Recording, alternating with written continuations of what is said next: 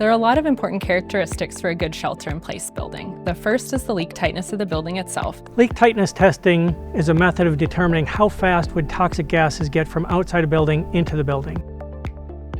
Let's talk about some of the Fortress shelter-in-place features. The first important feature is the gasket system. This will stop any toxic ingress into the building.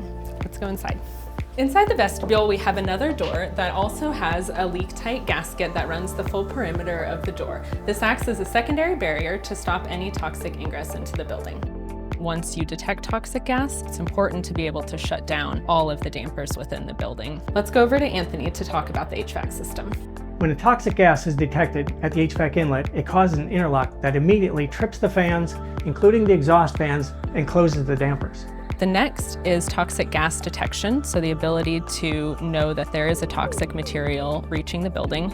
Inside the main shelter-in-place building, air is drawn in from the elevated air intake and into the HVAC system out the vent here, and then drawn back into the HVAC system through the air return over here. In the case of a toxic emergency, people would hear the alarm and evacuate from this room into the shelter room.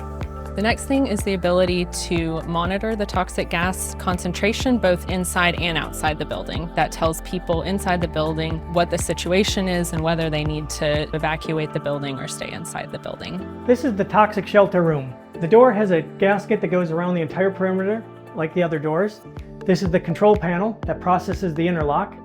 It has a manual button to activate the interlock if necessary. The ventilation system for the room is a split system air conditioner. It has no ventilation ducts, it just moves air across the coils. The air supply system is manually adjusted. You can see the flow on this rotometer and adjust it accordingly. The air is dispersed through fixed nozzles throughout the room, and if toxic gas does get into the room and start to accumulate, it'll be detected by the gas detector and displayed on the control panel.